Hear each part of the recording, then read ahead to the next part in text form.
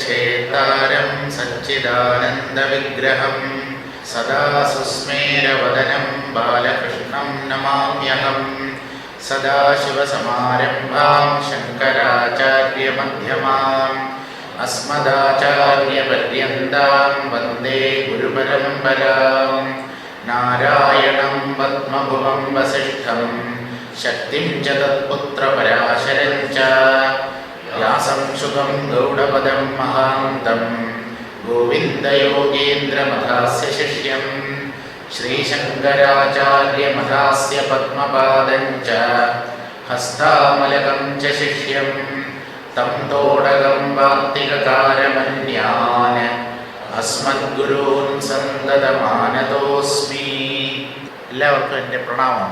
നമ്മൾ ഇന്നലെ കണ്ടത് 4 തരത്തിലുള്ള പാകത വന്ന സാധകന്മാരുടെ മാനസിക അവസ്ഥയും അവരിൽ ഒരാചാര്യൻ ഏതേതൊക്കെ രീതിയിലാണ് ജ്ഞാനം നിറയ്ക്കുന്നത് എന്നുമുള്ള കാര്യമാണ്. 4 വിഭാഗത്തിൽ നമ്മൾ 3 വിഭാഗം ആൾക്കാരെ മാത്രമേ കണ്ടുള്ളൂ. എന്നാൽ ആ പഴയതൊന്നുകൂടെ പറയാം. 4 തരം പക്വത എന്ന് പറയുന്നത് മന്ദതരം, മന്ദം, തീവ്രം, തീവ്രതരം. ഈ മന്ദതരം എന്ന് പറയുന്ന കൂട്ടരുടെ മാനസികാവസ്ഥ, അവരുടെ ബുദ്ധിയുടെ നില കല്ല് പോലെയാണ് എന്ന് പറഞ്ഞാൽ അതിനെ രൂപപ്പെടുത്തിയെടുക്കാൻ അല്പം ബുദ്ധിമുട്ടുണ്ട്.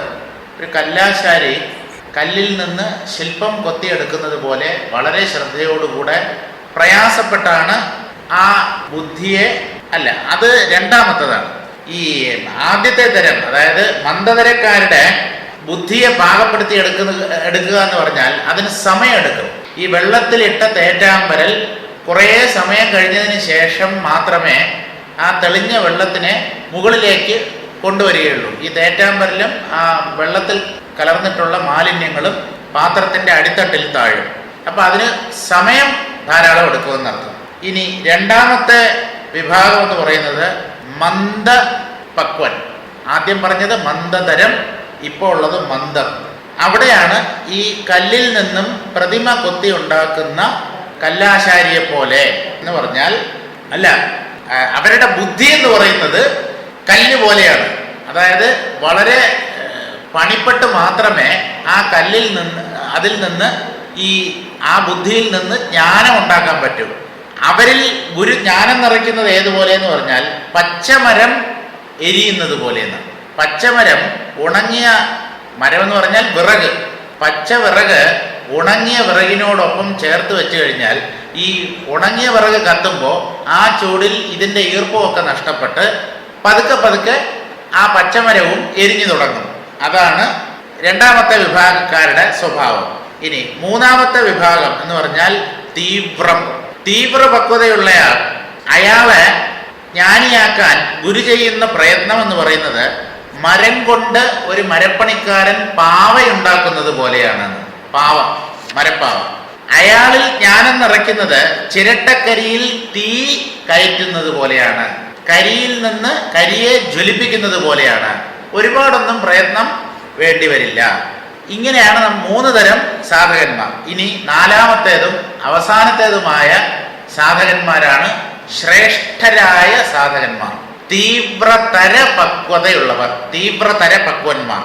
ആ തീവ്രതര പക്വന്മാരെ കുറിച്ചാണ് നമുക്ക് വായിക്കേണ്ടത്. അതിനിടയ്ക്ക് ഇന്നലെ ഒരു കാര്യം പറഞ്ഞു, അതിൽ ഒരു അംശം വിട്ടുപോയി. ഈ ഊണ് ഗംഭീരമാണെങ്കിൽ കണ്ണിമാങ്ങ കരിങ്ങാളൻ കനലിൽ ചുട്ട പപ്പടം.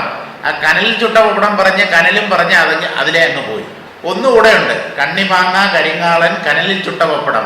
കാച്ചിയ മോരുമുണ്ടെങ്കിൽ, സാധാരണ നമ്മൾ മോര് കാച്ചി കൂട്ടാറില്ല. ഈ മോര് കാച്ചി കഴിഞ്ഞാൽ അത് മലം പിടിക്കും എന്നാണ്.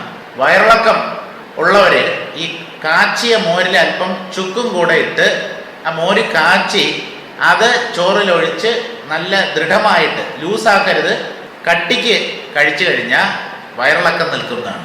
പക്ഷെ കാച്ചിയ മോരിനൊരു പ്രത്യേക സ്വാദുമുണ്ട്. എനിക്ക് തോന്നുന്നത് ഈ മലബന്ധം വരാതിരിക്കാൻ വേണ്ടി അതിൽ വേറെ എന്തെങ്കിലും കൂടെ ചേർക്കുമായിരിക്കും. സാധാരണ മോര് കാച്ചി ഉപയോഗിക്കാറില്ല. അപ്പൊ കാച്ചിയ മോര് ഉണ്ടെങ്കിൽ കാണാം ഊണിന്റെ വൈഭവം. ഊണിന്റെ വൈഭവം എന്ന് പറഞ്ഞാൽ എത്രത്തോളം ഊണ് അകത്തേക്ക് ചെല്ലുന്നു എന്നുള്ള കാര്യം ഈ 4 കൂട്ടങ്ങളും ഉണ്ടെങ്കിൽ അറിയാവുന്നതാണ്. ഗംഭീരമായിട്ട് ആൾക്കാർ കഴിച്ചുകൊണ്ടേയിരിക്കും എന്നാണ് ആ പദ്യത്തിൻ്റെ അർത്ഥം. അപ്പം ഇന്ന് നമുക്ക് വായിക്കാനുള്ളത് ഈ 4ാമത്തെ വിഭാഗത്തിലുള്ള തീവ്രതര സാധകന്മാരെയാണ്. വെണ്ണയുറു പാവയർക്ക് ജ്ഞാനം വിളക്കിന്മേൽ അണ്ണിൻ മയിർ പഞ്ചാകും ആശയിലെ കണ്ണീർ ഒഴുകും പൊഴുതറിയാത് ഉള്ളുരുകി വിമ്മി അഴുത് ശിരിപ്പാർ പുളകമാം. തീവ്രതര ഭക്തന്മാരുടെ കാര്യമാണ് പറയുന്നത്. ഭക്തൻ അല്ലെങ്കിൽ സാധകൻ, മുമുക്ഷുക്കൾ, തീവ്രമായ മോക്ഷേച്ഛയുള്ളവർ. അവരുടെ ബുദ്ധിയെ പാകപ്പെടുത്തുന്നത് എങ്ങനെയെന്ന് ചോദിച്ചാൽ, വെണ്ണയുറു പാവയർക്ക്, കല്ലിൽ നിന്ന് പ്രതിമ ഉണ്ടാക്കുന്നത് പോലെയോ മരം കൊണ്ട് പാവ ഉണ്ടാക്കുന്നത് പോലെയോ അങ്ങനെയുള്ള ബുദ്ധിമുട്ടൊന്നുമില്ല. വെണ്ണ കൊണ്ട് ഒരു രൂപം ഉണ്ടാക്കാൻ പറഞ്ഞാൽ എത്ര എളുപ്പം. കാരണം അത് പെട്ടെന്ന് വഴങ്ങിത്തരും. ആ വെണ്ണ ഏത് രൂപത്തിൽ വേണമെങ്കിലും ആക്കാൻ പറ്റും. അതാണ് ഈ തീവ്രതര ഭക്തന്മാരുടെ സ്ഥിതി. വെണ്ണയുറു പാവയർക്ക്, വെണ്ണ പോലെയുള്ള ഒരു മാനസികാവസ്ഥയാണ്. അവരുടെ ബുദ്ധിയെ ഗുരുവിന് യഥേഷ്ടം പാകപ്പെടുത്തിയെടുക്കുക. അദ്ദേഹത്തിന് വലിയ ശ്രമം ആവശ്യമില്ല എന്നാണ്. വെണ്ണയുറു പാവയർക്ക്, അവരിൽ ഗുരു എങ്ങനെയാണ് ജ്ഞാനം നിറയ്ക്കുന്നത്, എങ്ങനെയാണ് അവരെ ജ്ഞാനികളാക്കുന്നത് എന്ന് ചോദിച്ചാൽ, വിളക്കിന്മേൽ അണ്ണിൻ മയിർ പഞ്ചാകും. നമ്മൾ ഈ മലയാളത്തിലാണല്ലോ ഈ അണ്ണി എന്ന് പറയുന്നത്. അണ്ണാൻ അല്ലെങ്കിൽ അണ്ണാറ കണ്ണൻ. എനിക്ക് തോന്നുന്നത് ഈ തിരുവനന്തപുരംകാർ മാത്രമേ ഇങ്ങനെ പറയാറുള്ളൂ അല്ലേ? അണ്ണി മരത്തിൽ വടക്കോട്ടുള്ളവരൊന്നും അങ്ങനെ പറയാറില്ല. അണ്ണാൻ അല്ലെങ്കിൽ അണ്ണാറ കണ്ണൻ എന്നാണ് പറയാറുള്ളത്. ഈ തീവ്രതരമായ പക്വതയുള്ളവർ, അവരിൽ ജ്ഞാനം നിറയ്ക്കുന്നത് എങ്ങനെയെന്ന് ചോദിച്ചാൽ, വിളക്കിന്മേൽ, ഒരു വിളക്കിന്റെ ജ്വാലയുടെ മുകളിലായി അണ്ണിൻ മയിർ പഞ്ചാകും. അണ്ണിൻ മയിർ, അണ്ണാന്റെ രോമം. തമിഴില് മയിർ എന്ന് പറഞ്ഞാൽ മുടി എന്നാണ്. അത് ഒരു അശ്ലീല വാക്കായിട്ടാണ് മലയാളത്തിൽ ഉപയോഗിക്കുന്നത്. ശരിക്കും അതിൽ അശ്ലീലതയൊന്നുമില്ല. മുടി എന്ന് മാത്രമേ അർത്ഥമുള്ളൂ. മുടി അല്ലെങ്കിൽ രോമം എന്ന് മാത്രമേ ആ വാക്കിന് അർത്ഥമുള്ളൂ. ആ അണ്ണാന്റെ രോമം എന്ന് പറഞ്ഞാൽ അണ്ണാന്റെ വാലിലെ രോമം, അത് ഈ ജ്വാലയിൽ വീഴുന്നതിന് മുമ്പേ കത്തിച്ചാമ്പലാവും. അണ്ണിൻ മയിർ അല്ലെങ്കിൽ പഞ്ച് പോൽ അല്ലെങ്കിൽ പഞ്ഞി പോലെ എന്നർത്ഥം. ഈ അണ്ണാന്റെ വാലിലെ രോമവും പഞ്ഞിയും അതിവേഗത്തിൽ കത്തിപ്പോകുന്നതാണ്. അതുപോലെ ഇവരുടെ ഉള്ളിലെ അവശേഷിച്ചിരിക്കുന്ന ലൗകിക വാസനകളെ ഗുരുവിന് അനായാസം നീക്കം ചെയ്യാൻ പറ്റുന്ന, പെട്ടെന്ന് തീരും. അധികം ഒന്നും ഉപദേശിക്കണ്ട ഈ തീവ്രതര ഭക്തന്മാരെ നന്നാക്കാൻ. അണ്ണിന്മയർ പഞ്ചാകും. അവരുടെ സ്വഭാവം എന്താ? ആശയിലൈ. ഇലൈ എന്ന് പറഞ്ഞാൽ ഇല്ല. അവർക്ക് ഒന്നിലും ആഗ്രഹമില്ല. അതായത് നിസ്സംഗത, നല്ലതുപോലെ ഉള്ളിൽ പ്രകാശിക്കുന്നവരാണ് തീവ്രതരന്മാർ. എത്ര കണ്ട് നിസ്സംഗത ഉള്ളിൽ നമ്മൾ സംഭരിച്ചു വെച്ചിട്ടുണ്ടോ അത്ര കണ്ട് ഗുരുവിന്റെ ജോലി എളുപ്പമാകും. ഗുരുവിന്റെ ജോലി എളുപ്പമാക്കുന്നത് നമ്മുടെ ഉള്ളിലുള്ള നിസ്സംഗതയുടെ തോതനുസരിച്ചാണ്. ആശയിലെ, അവർക്ക് ഒന്നിലും ആഗ്രഹമില്ല. ലൗകികമായ മോഹങ്ങളോ അഭിലാഷങ്ങളോ ഒന്നും ഈ തീവ്രതര ഭക്തന്മാരിലില്ല. അവർക്ക് ഒരൊറ്റ ഉദ്ദേശ്യമേ ഉള്ളൂ: ആത്മസാക്ഷാത്കാരം, ആത്മജ്ഞാനം, ഭഗവത് ദർശനം. അത് മാത്രമേ ഉള്ളൂ. അവർ എന്തു ചെയ്യും എന്ന് ചോദിച്ചാൽ, കണ്ണീർ ഒഴുകും. തത്വോപദേശം ചെയ്യുമ്പോൾ അല്ലെങ്കിൽ ഈശ്വരപരമായ കാര്യങ്ങൾ ശ്രവിക്കുമ്പോൾ അവരുടെ കണ്ണിൽ നിന്ന് കണ്ണീർ ധാരധാരയായി ഒഴുകും. ഭക്തിയുടെ ലക്ഷണമായിട്ടാണ് ഈ കണ്ണിലൂടെ കണ്ണീര് വരിക എന്നുള്ളത്. മനസ്സിന്റെ പാകതയാണ്. എന്തിനെങ്കിലും ഓർത്ത് ദുഃഖിച്ചല്ല അവർ കരയുന്നത്. കരച്ചില് രണ്ടു തരത്തിലാവും. ഒരു ഭാവാത്മകമായ തലത്തിൽ മനസ്സുയരുമ്പോൾ ആ ഭാവം കണ്ണീരായിട്ടാണ് പുറത്ത് പ്രകടമാവുന്നത്. അവിടെ ദുഃഖം കൊണ്ടല്ല, കണ്ണ് നിറഞ്ഞ് ആ കണ്ണീര് പുറത്തേക്ക് ഒഴുകും. അതാണ് കണ്ണീർ ഒഴുകും. തമിഴ്നാട്ടിലുള്ള ഒരു സിദ്ധൻ പാടിയത് എന്താ? ഭഗവാനെ പ്രാപിക്കാൻ അനേകം മാർഗങ്ങളുണ്ട് എന്നാണ്. ഭക്തി, ജ്ഞാനം, ഇങ്ങനെ പല മാർഗങ്ങളുണ്ട്. ഉപാസന, യോഗം എല്ലാം ഭഗവത് തത്വത്തിലേക്ക് നമ്മെ നയിക്കുന്നതാണ്. പക്ഷേ ഇതിനേക്കാളും ഒക്കെ വളരെ എളുപ്പമായത്, എല്ലാവർക്കും ചെയ്യാൻ പറ്റുന്ന, അനുഷ്ഠിക്കാൻ പറ്റുന്ന ഒരു മാർഗമുണ്ട്. എന്താണ്? അഴുതാൽ ഉന്നൈ പെറലാമേ. ഭഗവാനെ ഓർത്ത് ഒരു ഭക്തൻ നെഞ്ചുരുകി കരഞ്ഞാൽ അപ്പ കിട്ടും ആ ഈശ്വര തത്വം. അപ്പ കിട്ടും. കരഞ്ഞാൽ നിന്നെ കിട്ടുമല്ലോ. അഴുതാൽ ഉന്നൈ അല്ലെങ്കിൽ ഉമ്മൈ പെറലാമേ, നേടാമല്ലോ. പക്ഷേ ഈശ്വരനെ ഓർത്ത് കരയുന്ന എത്ര പേരുണ്ട്? ശ്രീരാമകൃഷ്ണദേവൻ പറയും, ആർക്കാണോ ഈശ്വരനാമങ്ങൾ ശ്രവിച്ച മാത്രയിൽ കണ്ണിലൂടെ ധാരധാരയായ അശ്രുക്കൾ പൊഴിയുന്നത്, അവന് ഒരു കാര്യം ഉറപ്പാക്കാം, അതവന്റെ അവസാനത്തെ ജന്മമാണ്. ഇനി അവനൊരു ഗർഭത്തിൽ പ്രവേശിക്കില്ല, ഇനി ഒരു ജന്മം എടുക്കേണ്ടി വരില്ല. എന്തുകൊണ്ട്? ഭഗവൻ നാമങ്ങൾ കേൾക്കുമ്പോൾ തന്നെ കണ്ണിൽ നിന്ന് കുടുകുടെ ധാരധാരയായി ജലം ഒഴുകുന്നു. എന്താ? ആനന്ദാശ്രു, ആനന്ദം കൊണ്ടുള്ള കണ്ണീരാണ്, ദുഃഖക്കണ്ണീരല്ല. കണ്ണീർ ഒഴുകും പൊഴുതറിയാതെ. പൊഴുത് എന്ന് പറഞ്ഞാൽ സമയം എന്നർത്ഥം. അവർ സമയത്തെക്കുറിച്ച് ബോധവാന്മാരാകുന്നില്ല. ഈ തീവ്രതര പക്വന്മാർ ഭഗവാനെ ധ്യാനിക്കാൻ തുടങ്ങിക്കഴിഞ്ഞാൽ, ഭഗവത് വിചാരത്തിൽ മനസ്സ് വ്യാപരിക്കാൻ തുടങ്ങിയാൽ മണിക്കൂറുകളൊക്കെ കടന്നു പോകുന്നതാണ്. നമ്മൾ ധ്യാനത്തിനൊക്കെ ഇരുന്നാൽ ഇടയ്ക്കിടയ്ക്ക് സമയം നോക്കും, 10 മിനിറ്റ് 15 മിനിറ്റ്, ഇനിയും ഒരു 10 മിനിറ്റ് കൂടെ ഉണ്ട്. എന്താ?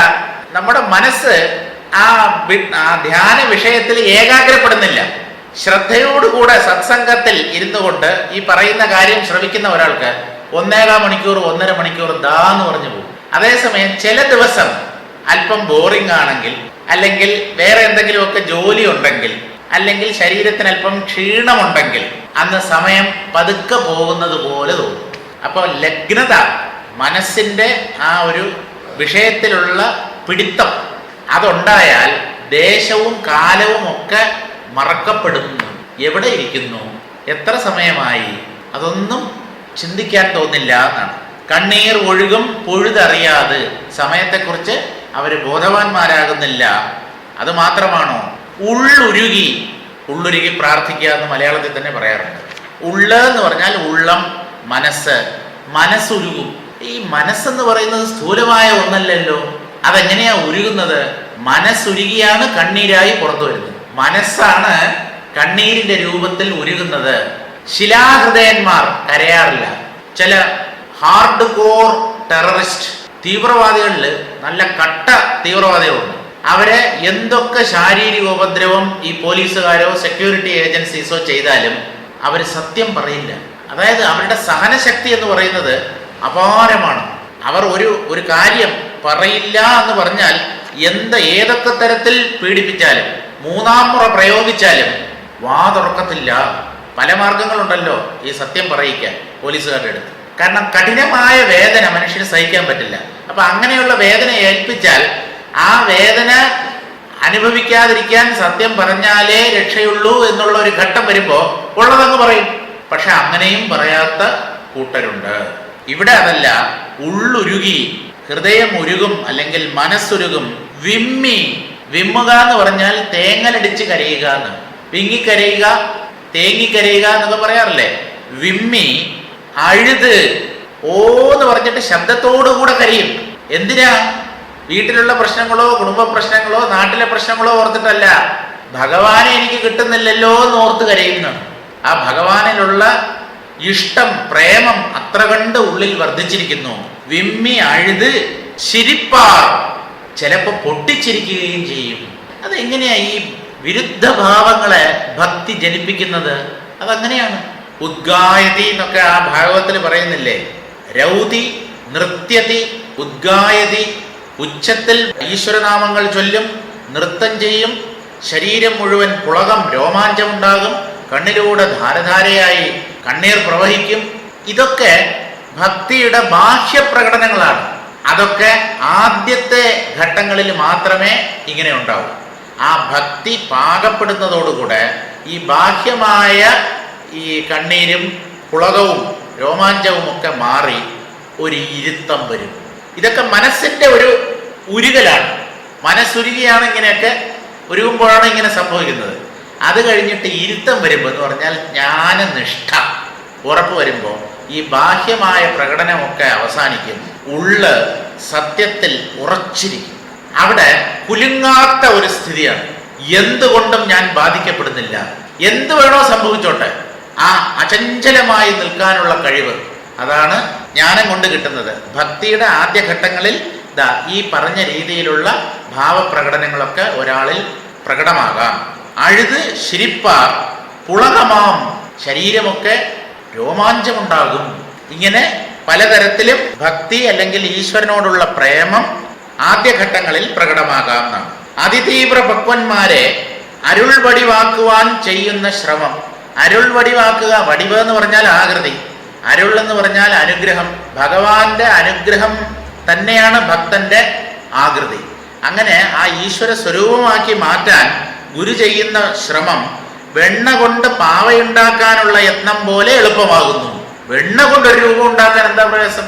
അല്ലെങ്കിൽ മെഴുക് കൊണ്ട് ഒരു ബുദ്ധിമുട്ടില്ല, വളരെ എളുപ്പമാണ്. അണ്ണിരോമം എന്ന് പറഞ്ഞാൽ അണ്ണാന്റെ വാലിലെ രോമം അഥവാ പഞ്ഞി.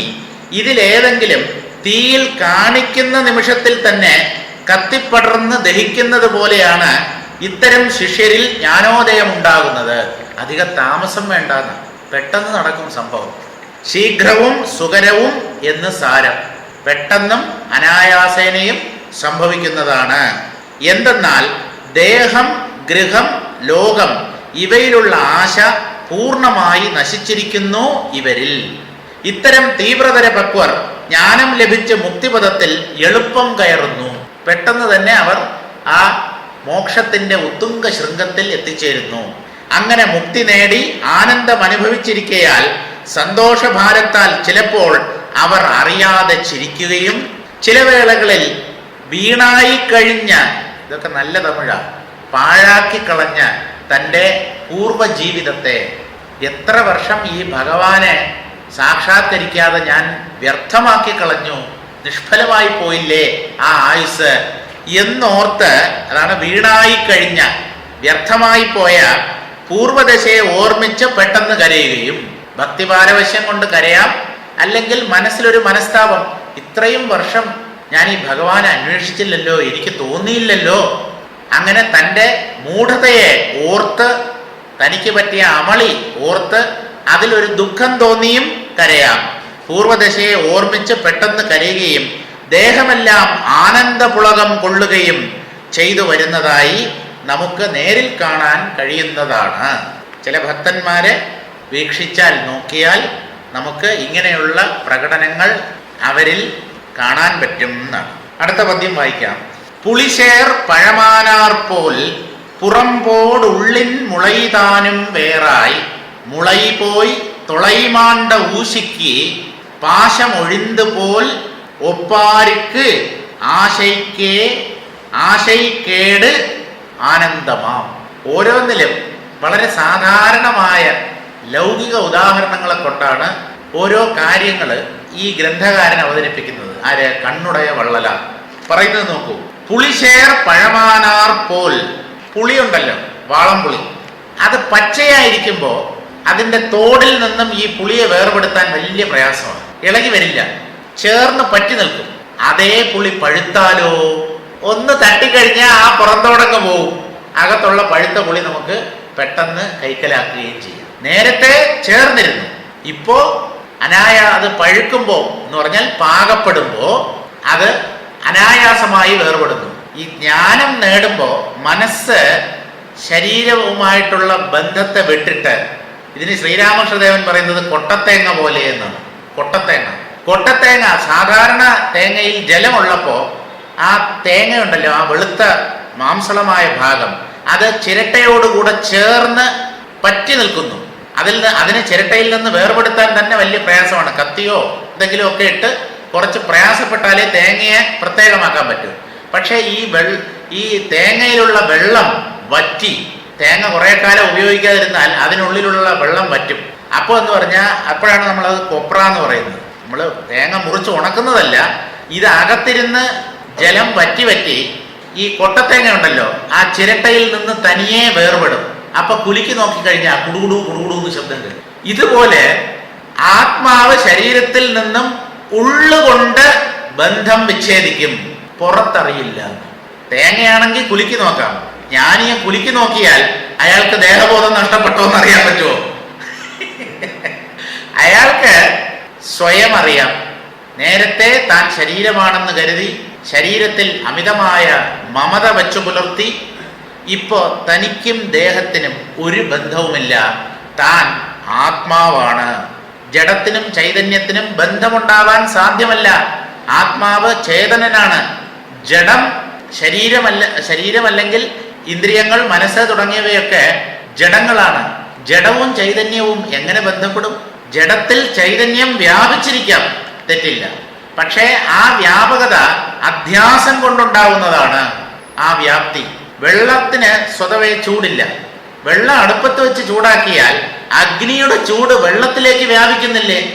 അപ്പോൾ വെള്ളം തൊട്ട് നോക്കിയാൽ ചൂടുള്ളതായിട്ട് തോന്നും. പക്ഷെ ആ വെള്ളം അല്പം മാറ്റിവെച്ച് തണുക്കാൻ അനുവദിക്കൂ.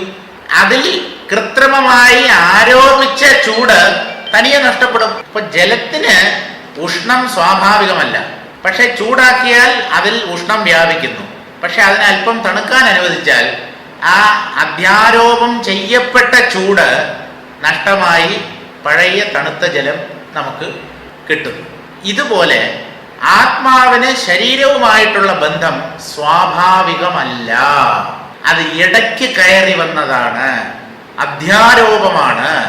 ആ അധ്യാരോപം കൊണ്ടുണ്ടായ ദേഹബോധം, തനിക്കൊരു ശരീരമുണ്ട് എന്നുള്ള വിചാരം, അത് ജ്ഞാനത്തിലൂടെ അല്ലെങ്കിൽ വിചാരത്തിലൂടെ നീക്കം ചെയ്യപ്പെടുമ്പോൾ ശരീരം വേറെ, ഞാൻ വേറെ, ചൈതന്യം വേറെ, ഇങ്ങനെ ഒരു വേർപാട് ഉൾത്തലത്തിൽ സംഭവിക്കും. ജഡബോധങ്ങളെ വേർപെടുത്തുകയാണ് ജീവന്റെ അന്തിമമായ ലക്ഷ്യം.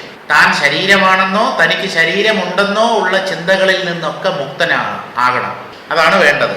അപ്പൊ ഇവിടെ പുളിയുടെ കാര്യമാണ് ഉദാഹരണമായി പറയുന്നത്. പുളിശേർ പഴമാനാർ പോൽ.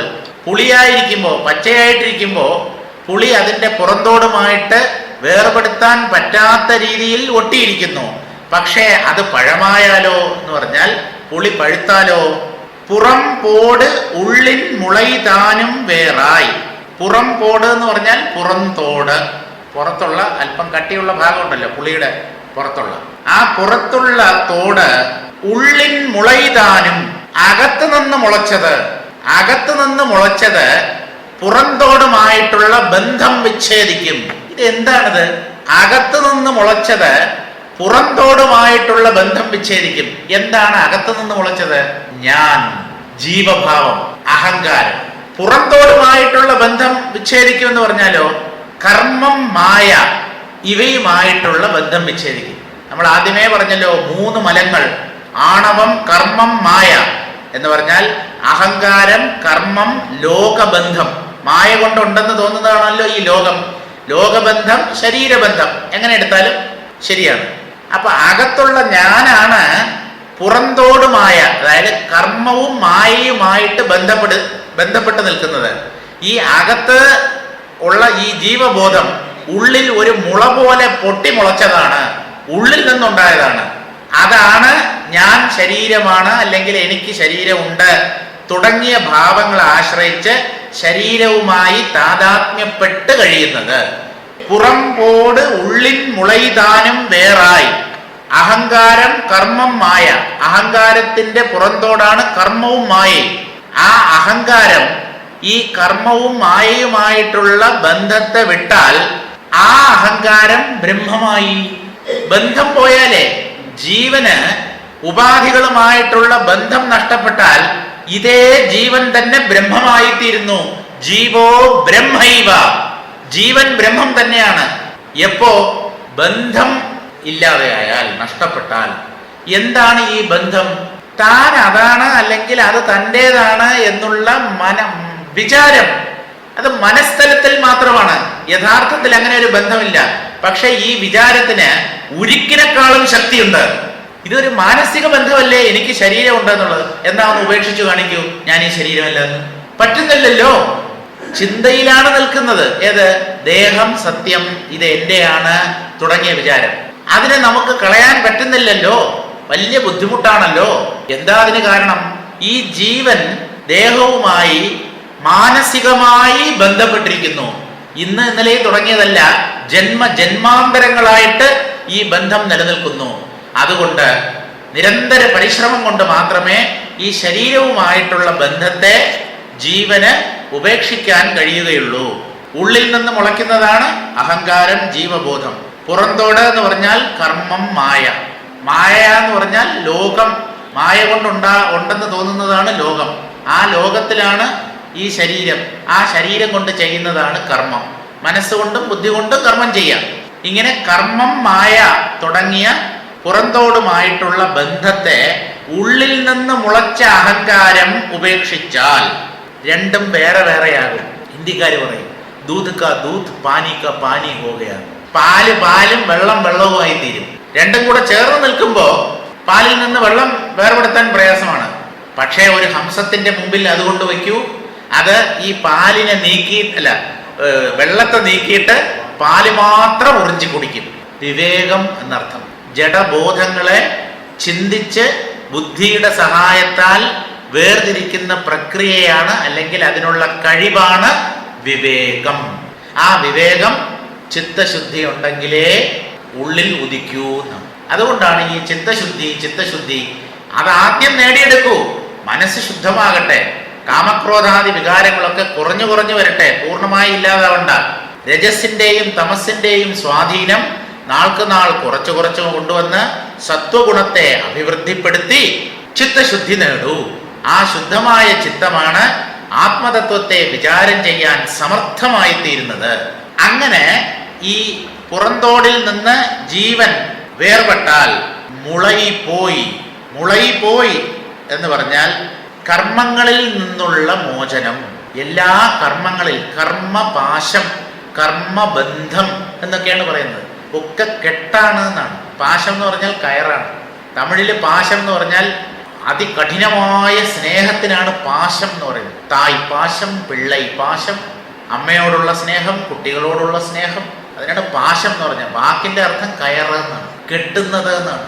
ജീവനെ ഈ ലോകവുമായി ബന്ധിപ്പിക്കുന്നത്, ദേഹാദികളുമായി ബന്ധിപ്പിക്കുന്നത്, അതാണ് പാശം. സ്നേഹം എന്ന് പറഞ്ഞാലും, സ്നേഹം എന്ന് പറഞ്ഞാൽ സംസ്കൃതത്തിൽ എന്താ? സ്നേഹം, സ്നിഗ്ധത, എണ്ണമെഴുക്ക് എന്നാണ് അർത്ഥം. എണ്ണ എന്നാണ് സ്നേഹം എന്നുള്ള വാക്കിന്റെ അർത്ഥം. ഒട്ടുമെന്നർത്ഥം. എണ്ണ കണ്ടിട്ടില്ലേ? ഒരു വഴവഴപ്പ്, ഒട്ടൽ.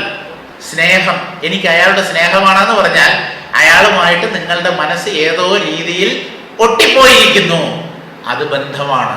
സംസ്കൃതത്തിൽ ഒരു തമാശയ്ക്ക് ഒരു കാര്യം, ഇങ്ങനെ ചില സുഭാഷിതം പോലെ ഉണ്ടല്ലോ, അതുപോലെ ചില ആപ്തവചനങ്ങളും ഉണ്ട്. സ്നേഹാഭാവേ താപഹ. എന്താണ് അതിൻ്റെ അർത്ഥം? ഒരാളെ വീട്ടിലേക്ക് ഊണിനെ ക്ഷണിച്ചു വേറൊരാൾ. അപ്പോൾ ആ ഗൃഹനാഥൻ ഭാര്യയോട് പറഞ്ഞു, ഊണിന് പപ്പടം വേണേ, പപ്പടം കാച്ചിക്കോളൂ എന്ന് പറഞ്ഞു. അപ്പോൾ ആ ഗൃഹിണി ഭർത്താവിനെ വല്ലാതെ ഒന്ന് നോക്കി. സംഭവത്തെന്നോ എണ്ണയില്ല, പിന്നെ എങ്ങനെ പപ്പടം കാച്ചും? പലപ്പോഴും ഈ ഗൃഹനാഥന്മാർക്ക് പറ്റുന്ന അബദ്ധമാണ്. വീട്ടിൽ എന്തൊക്കെ സാധനം ഉണ്ടെന്ന് ചോദിക്കാതെ 2 ചായ എടുക്ക്, ചായപ്പൊടി തീർന്നു പോയിട്ടുണ്ടാവും. എന്നാൽ അകത്ത് ചെന്നൊന്ന് ചോദിച്ചിട്ട് വേണ്ടേ ചായ എടുക്കാൻ പറയുന്നത്? അവരെന്ത് ചെയ്യും? പിന്നെ അപ്പുറത്തൂടെ അല്ലെങ്കിൽ കുട്ടികളെ പറഞ്ഞയച്ച് കടയിൽ നിന്ന് ചായപ്പൊടി വാങ്ങിക്കും, അല്ലെങ്കിൽ ഭർത്താവിനെ രഹസ്യമായിട്ട് വിളിച്ചിട്ട് ചായപ്പൊടി ഇല്ല കേട്ടോ, വാങ്ങിച്ചോണ്ട് വരണം. ഇയാൾ ഈ അതിഥി സത്കാരത്തിൽ എല്ലാം മറന്നുപോയി എന്നുള്ളതാണ്. അപ്പോൾ പപ്പടം കാച്ചാൻ പറഞ്ഞപ്പോൾ ഭാര്യ എണ്ണയില്ല. അപ്പൊ അത് മനസ്സിലാക്കിയിട്ടെന്നോണം ഈ വന്നു കയറിയ അതിഥി ഉണ്ടല്ലോ, അയാൾ പറഞ്ഞതാണ് സ്നേഹാഭാവേ താപഹ. ഒരർത്ഥം എന്തെന്നോ, സ്നേഹത്തിന്റെ അഭാവത്തിൽ താപം, ദുഃഖം ഉണ്ടാകുന്നു. രണ്ടാമത്തെ അർത്ഥം എന്താണെന്നോ, സ്നേഹം ഇല്ലെങ്കിൽ, എണ്ണ ഇല്ലെങ്കിൽ താപഹ, കനലിൽ പപ്പടം ചുട്ടെടുത്താലും മതി, ചുട്ട പപ്പടമായാലും മതി. താപം, എണ്ണയില്ലെങ്കിൽ വേണ്ട, എനിക്ക് ചുട്ട പപ്പടമായാലും മതി. അതാണ് സ്നേഹാഭാവേ താപഹ. ഒരർത്ഥം സ്നേഹമില്ലാതിരുന്നാൽ മനസ്സിന് വിഷമമാവും, സങ്കടം ഉണ്ടാവും. സ്നേഹത്തിന്റെ അഭാവത്തിൽ താപം. രണ്ടാമത്തത് എണ്ണയില്ലെങ്കിൽ വേണ്ട, പപ്പടം ചുട്ടു തന്നാലും മതി എന്നുള്ളതാണ്. അപ്പൊ ഉള്ളിലുള്ള അഹങ്കാരം കർമ്മബന്ധങ്ങളിൽ നിന്നെല്ലാം മുക്തമായി. ഇപ്പൊ അതിന്റെ സ്ഥിതി എന്താണ് എന്ന് ചോദിച്ചാൽ, തുളയിമാണ്ട ഊശിക്ക് പാശമൊഴിന്തതുപോൽ. മലയാളത്തിലുള്ള തുള ദ്വാരം തന്നെയാണ് തമിഴ് തന്നെയാണ് മലയാളം. അവിടെ തുളൈ മാണ്ട, തമിഴില് മാളുക എന്ന് പറഞ്ഞാൽ മരിക്കുക എന്നാണ്. തുളൈ മാണ്ട എന്ന് പറഞ്ഞാൽ ദ്വാരമില്ലാത്ത സൂചി. നമ്മൾ സൂചിയുടെ കണ്ണ് എന്നാണ് പറയുന്നത്. ആ നൂല് കോർക്കാനുള്ള ഭാഗം ഉണ്ടല്ലോ, അതിന് സൂചിയുടെ കണ്ണ്. ഇംഗ്ലീഷിലാണ് പറയുന്നത് I of the needle. I of the needle എന്നാണ് പറയുന്നത്. നമ്മളെന്താ മലയാളത്തിൽ എന്താ പറയുന്നത്? സൂചിക്കുഴ അല്ലേ? സൂചിക്കുഴ എന്നാണ് പറയുന്നത്. ഇംഗ്ലീഷുകാർ പറയുന്നത് സൂചിയുടെ കണ്ണ് എന്നാണ്. ഇവിടെ ഈ അഹങ്കാരം കർമ്മബന്ധങ്ങളിൽ നിന്ന് മുക്തമാകുമ്പോൾ തുളയിമാണ്ട ഊശിക്ക്, ഊശി എന്ന് പറഞ്ഞാൽ സൂചി, തുളയിമാണ്ട ഊശിക്ക് പാശമൊഴിന്തതുപോൽ. പാശം എന്നുള്ളതിന് കയറ്, നൂല്, ചരട് എന്നൊക്കെ അർത്ഥമുണ്ട്. ഒരു സൂചി, ആ സൂചിക്ക് കുഴയില്ലെന്ന് വിചാരിക്കുക, അതിന്റെ മുകളിൽ വെച്ച് ആരെങ്കിലും അത് ഒടിച്ചു കളഞ്ഞു. ആ സൂചി കൊണ്ട് തയ്ക്കാൻ പറ്റുമോ? പറ്റില്ല. സൂചി ഉണ്ടെങ്കിൽ ആ സൂചിക്ക് ആ സൂചിക്കുഴയിലൂടെ, ആ സൂചിക്കുഴ ഉണ്ടെങ്കിൽ അതിലൂടെ നൂല് കോർത്ത് നമുക്ക് തയ്ക്കാം. അങ്ങനെ നൂല് കോർക്കുമ്പോൾ സൂചിയുടെ മാർഗത്തെ പിന്തുടരും നൂൽ.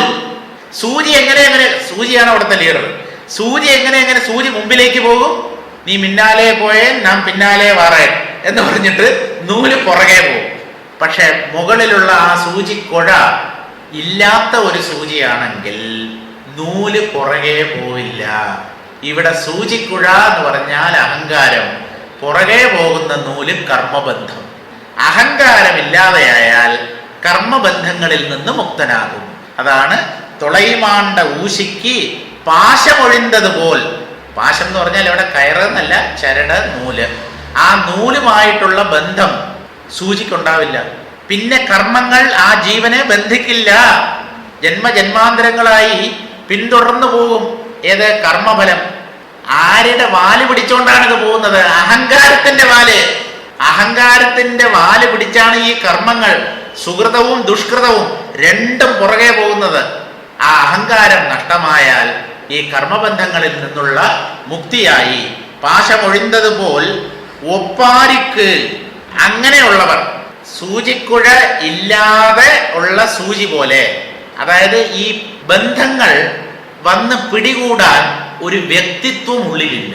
നമ്മൾ ഈ കർമ്മബന്ധം എന്ന് പറയുന്നല്ലോ, സുകൃതമാണെങ്കിലും ദുഷ്കൃതമാണെങ്കിലും പുണ്യമാണെങ്കിലും പാപമാണെങ്കിലും ജീവനെ പിന്തുടരുന്നു എന്നാണ് പറയുന്നത്. സുകൃതം ദുഷ്കൃതം ജൈവ ഗച്ഛന്തമനുഗച്ഛതി. ശരീരത്തെ ഉപേക്ഷിച്ച് മരണത്തിലൂടെ പുറത്തു കടക്കുന്ന ജീവനെ രണ്ട് കൂട്ടർ പിന്തുടരും. അയാൾ ചെയ്ത പുണ്യവും പാപവും രണ്ടും പുറകെ പോകും. അത് ചത്താലൊന്നും തീരില്ല. നമ്മൾ വിചാരിക്കും ഇവിടെ എന്ത് വേണമെങ്കിലും പോക്രിത്തനം കാണിക്കാം, ആരുടെ വേണമെങ്കിലും കഴുത്തിറക്കാം. ചത്ത് കഴിഞ്ഞാൽ പിന്നെ രക്ഷപ്പെട്ടു എന്നാണ്. പിന്നെ ഒരു കോടതിയും ശിക്ഷിക്കില്ലല്ലോ, ഒരു പോലീസുകാരനും പിടിക്കില്ലല്ലോ. വേണ്ട, ഈ കർമ്മബന്ധങ്ങൾ സൂക്ഷ്മമായി ആ ജീവനെ പിന്തുടരും. അതുകൊണ്ട് പാപം ചെയ്യരുതേ, പുണ്യം മാത്രം ചെയ്യൂ. പുണ്യം സുഖത്തെയാണ് നൽകുന്നത്, ദുഃഖം നൽകുന്നത് പാപകർമ്മങ്ങളാണ്. അപ്പൊ സുഹൃതവും ദുഷ്കൃതവും ജീവനെ സദാ പിന്തുടരുന്നു. പക്ഷെ ആ ജീവഭാവം തന്നെ ഇവിടെ നഷ്ടമായതുകൊണ്ട് ആരെ പിടിക്കും? ഞാൻ ഇതിനു മുമ്പ് പല പ്രാവശ്യം പറഞ്ഞിട്ടുണ്ട്. എന്താണ്? ആളില്ലാത്ത ഒരു ലോറി ഇറക്കത്തിൽ നിർത്തി വെച്ചിരിക്കുകയായിരുന്നു. ഒരു അട കൊടുത്തിട്ടുണ്ടായിരുന്നു. അതിൻ്റെ ടയറിൻ്റെ അടിയിൽ ഒരു കല്ലോ കട്ടയോ വെച്ചിട്ടുണ്ടായിരുന്നു. ഏതോ ഒരു കുട്ടി വന്നിട്ട് അതങ്ങ് എടുത്തു മാറ്റി. ഇറക്കമാണ്.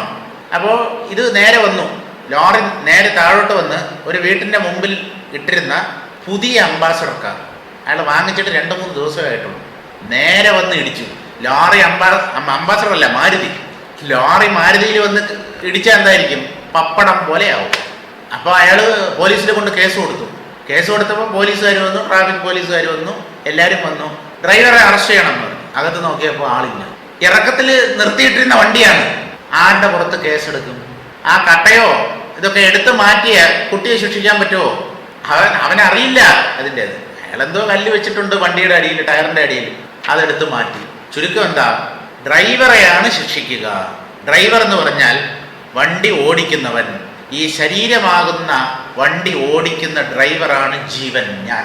അപ്പൊ ഞാനെന്നുള്ള ജീവബോധം ഉള്ളപ്പോഴേ ശിക്ഷകൾ മാത്രമല്ല നന്മകളും ഏറ്റുവാങ്ങാൻ ആളുണ്ടെങ്കിലേ ഈ സുഹൃതവും ദുഷ്കൃതവും നമ്മെ അനുഗമിക്കൂ. അല്ലെങ്കിൽ അനുഗമിക്കുകയില്ല. കർമ്മബന്ധത്തിൽ നിന്നുള്ള നിരന്തരമായ മുക്തി. അപ്പൊ ഇങ്ങനെയുള്ള ആൾക്കാർക്ക് ആശയ്ക്കേട്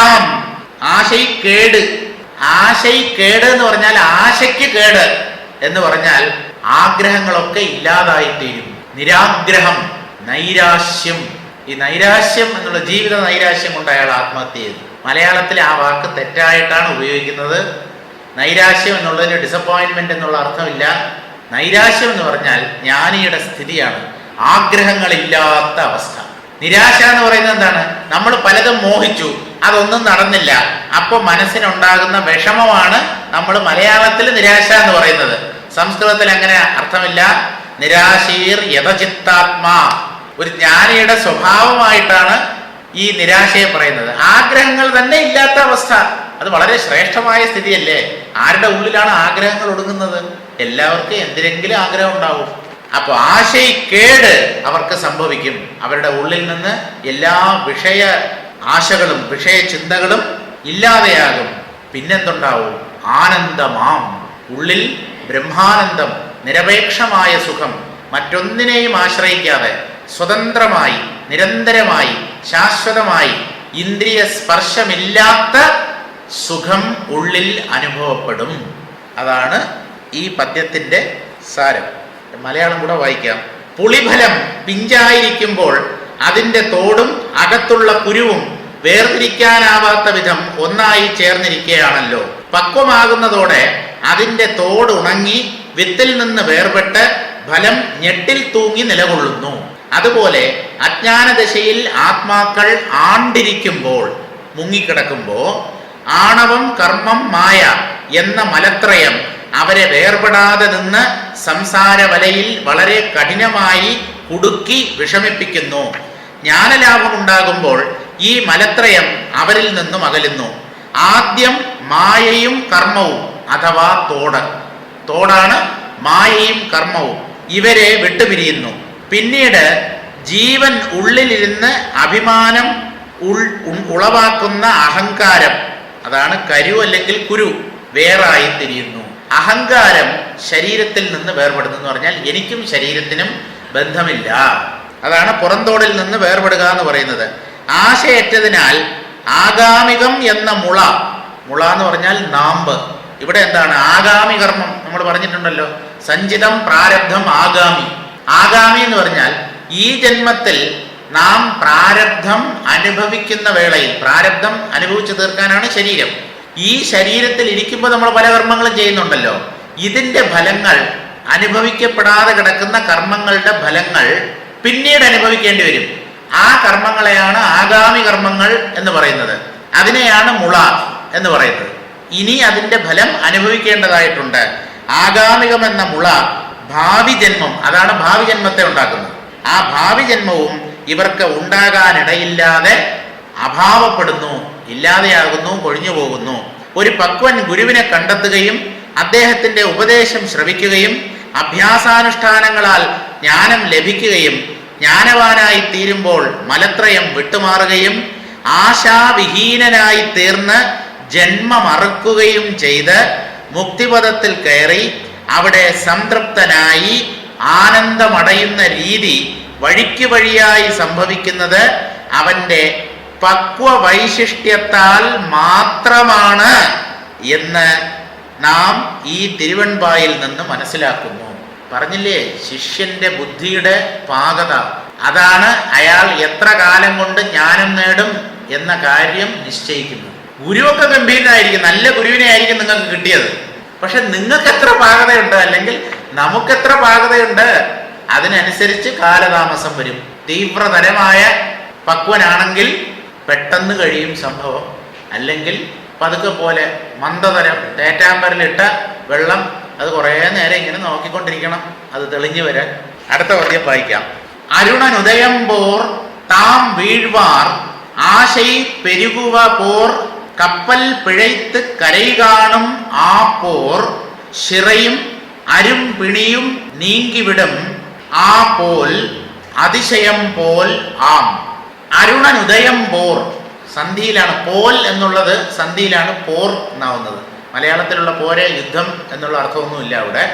അരുണനുദയം പോൽ, അരുണോദയം, സൂര്യോദയത്തിന് തൊട്ട് മുമ്പുള്ള സമയത്തെയാണ് അരുണോദയം എന്ന് പറയുന്നത്. കിഴക്കൻ ചക്രവാളത്തിൽ ചുവന്ന നിറം വ്യാപിക്കും. അത് കണ്ടു കഴിഞ്ഞാൽ സൂര്യൻ ഉദിക്കാൻ ഇനി അധിക സമയമില്ല.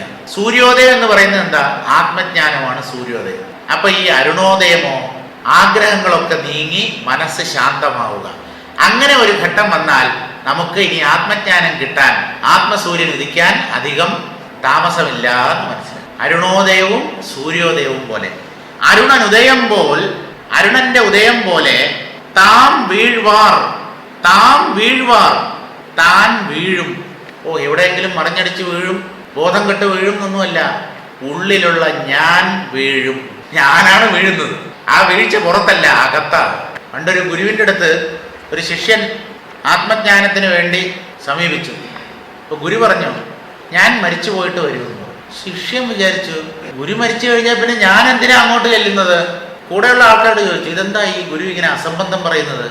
ഞാൻ മരിച്ചു പോയതിന് ശേഷം വരുമെന്ന്. അപ്പോൾ അവർ പറഞ്ഞു കൊടുത്തു, തൻ്റെ ഉള്ളിലുള്ള ഞാനുണ്ടല്ലോ, അഹങ്കാരം, ആ ജീവബോധം മരിച്ചതിന് ശേഷം വരൂ, ആത്മജ്ഞാനം ഉപദേശിക്കാം. ആ അഹങ്കാരത്തിൻ്റെ ശക്തി കുറച്ചു കൊണ്ടുവരൂ, ഒരു നിഴൽ പോലെ അത് അവശേഷിക്കട്ടെ, അതിൻ്റെ കട്ടിയും കനവും തൂക്കവും എല്ലാം കുറഞ്ഞതിന് ശേഷം ഈ തത്വം ശ്രവിക്കൂ, അപ്പോൾ പ്രയോജനപ്പെടും. അതാണ് ഞാൻ മരിച്ചതിന് ശേഷം വരൂ എന്ന് പറഞ്ഞത്. അരുണഹൃദയം പോൽ താം വീഴ്വാർ, ഉള്ളിലുള്ള അഹങ്കാരം നീങ്ങും, അത് നിലംപതിക്കും. ഏതുപോലെ? ആശൈ പെരുകുവ പോൽ, ആശ പെരുകുന്നത് പോലെ. ഇവിടെ എന്താണ് ഈ ആശ പെരുകുന്നതെന്ന് ചോദിച്ചാൽ, ഒരു കാമുകന്മാരുണ്ടെന്ന് വിചാരിക്കുക. പരസ്പരം യഥാർത്ഥ പ്രണയം ഉള്ള ഒരു സ്ത്രീയും പുരുഷനും, അവർക്ക് തമ്മിലുള്ള അവരുടെ ഇടയിലുള്ള സ്നേഹം, പ്രണയം ഉണ്ടല്ലോ, ഇത് കാണാതിരിക്കുമ്പോൾ വർദ്ധിക്കുന്നു. ദിവസേന കണ്ടോണ്ടിരുന്നാൽ അതിൽ വലിയ കഴമ്പില്ല. ആ കാണാതെ ഇരിക്കുമ്പോൾ ആ പ്രേമം അനുനിമിഷം പെരുകുന്നത് പോലെ ഭഗവാനിൽ നിന്ന് ഈ ജീവൻ, ബ്രഹ്മത്തിൽ നിന്നും ഈ ജീവൻ എത്ര കണ്ട് അകന്നു കഴിയുന്നോ അത്ര കണ്ട് ഭഗവാനോടുള്ള ഭക്തി വർദ്ധിക്കണം എന്ന് കണ്ടു കഴിഞ്ഞാൽ പിന്നെ ആ ഒരു ത്രില്ല് പോയി. കിട്ടാത്തതിനോടാണല്ലോ നമുക്ക് കമ്പം. എപ്പോഴും അങ്ങനെയാണ്. കാണാതിരിക്കുമ്പോഴാണ് സ്നേഹം വർദ്ധിക്കുക. അത് അമ്മയും മകനും തമ്മിലുള്ള സ്നേഹമാണെങ്കിലും അങ്ങനെ തന്നെയാണ്. വിദേശത്ത് പോയിട്ട് 4-5 കൊല്ലം കഴിഞ്ഞ് വീട്ടിലേക്ക് വരുന്ന മകനോട് അമ്മയ്ക്ക് എന്തുമാത്രം ഇഷ്ടം, മകനും അതുപോലെ ഉണ്ടാവും. പക്ഷെ അത് അപൂർവമാണെന്നേ ഉള്ളൂ. അമ്മയ്ക്ക് മകനോടുള്ള സ്നേഹമാണ് എല്ലായിടത്തും കാണാൻ പറ്റുന്നത്. അപ്പോൾ ആ വേർപാട്, വിയോഗം ഭക്തിയുടെ ശക്തി, ആ തീവ്രത വർദ്ധിപ്പിക്കുന്നു എന്നാണ്. ആശയി പെരുകുവ പോർ, പ്രേമികളുടെ പ്രേമം കാണാതിരിക്കുമ്പോൾ നാൾക്ക് നാൾ വർദ്ധിച്ചു വരുന്നത് പോലെ. ഇനി ഏതുപോലെ? കപ്പൽ പിഴയ്ത്ത് കരൈ കാണും ആ പോൽ, നടുക്കടലിൽ ദിശയറിയാതെ കൊടുങ്കാറ്റിൽപ്പെട്ട ഒരു കപ്പൽ. ഏത് ദിശയിലാണ് കരാന്നറിയില്ല, എവിടെ നോക്കിയാലും വിശാലമായ ജലപ്പരപ്പ്. അങ്ങനെ ആ നടുക്കടലിൽ ദിശയറിയാതെ ഉഴന്നുകൊണ്ടിരുന്ന, നട്ടം തിരിഞ്ഞുകൊണ്ടിരുന്ന ഒരു കപ്പലിന് ദൂരെ കര കണ്ടാൽ ആ കപ്പലിലുള്ള യാത്രികർക്ക് എത്ര സന്തോഷം ഉണ്ടാവും. അതൊക്കെ ആ അങ്ങനെയുള്ള ഒരു കപ്പലിലോ വഞ്ചിയിലോ ഒക്കെ ചെന്ന് പെട്ടാലേ അതിൻ്റെ ഇത് മനസ്സിലാവും. എങ്ങോട്ട് പോകും? കടലിന്റെ നടുക്കകപ്പെട്ട ഏത് ദിശയിൽ തുഴഞ്ഞാൽ കരയെത്തും അറിയില്ല. അങ്ങനെ നോക്കുമ്പോഴാണ് ദൂരെ ഒരു പച്ചപ്പ്. കടലിൽ എന്തായാലും നടുക്ക് പച്ചപ്പ് കാണില്ലല്ലോ. കരയടുത്താണ്. പക്ഷികളൊക്കെ ഇങ്ങോട്ട് പറന്നു വരുന്നുണ്ട്. കാരണം പക്ഷികൾ ഒരുപാട് ഉൾക്കടലിലേക്ക് പോവില്ല. അവ തീരക്കടലിൽ മാത്രമേ പറന്നു പോകാറുള്ളൂ, ഒരുപാട് ഉള്ളിലേക്ക് പോവില്ല. അപ്പൊ പക്ഷികളെയൊക്കെ കണ്ടു കഴിഞ്ഞാൽ കര വളരെ അടുത്താണ് എന്ന് മനസ്സിലാക്കാം. അപ്പോൾ നമുക്കിനി ഒരുപാട് ചുറ്റിത്തിരിയേണ്ടതില്ല, നമുക്ക് പെട്ടെന്ന് കരയണയാം എന്നൊരു സന്തോഷം ആ വഞ്ചിയിലോ ബോട്ടിലോ കപ്പലിലോ ഉള്ള യാത്രക്കാർക്കുണ്ടാവില്ലേ? അതുപോലെ ഒരു സന്തോഷം ഉണ്ടാവും ഭഗവാനെ കാണുമ്പോൾ. അല്ലെങ്കിൽ ഭഗവത് ദർശനമുണ്ടല്ലോ, ആ ദർശനത്തിനുള്ള ചില സൂചനകൾ ശിഷ്യന് അല്ലെങ്കിൽ ഭക്തന് ഉള്ളിൽ തന്നെ ഉണ്ടാവും. ഞാൻ ലക്ഷ്യത്തോടടുക്കുന്നു. ഇതൊക്കെ ഉള്ളിലിരിക്കുന്ന ഭഗവാൻ പറഞ്ഞു തരും.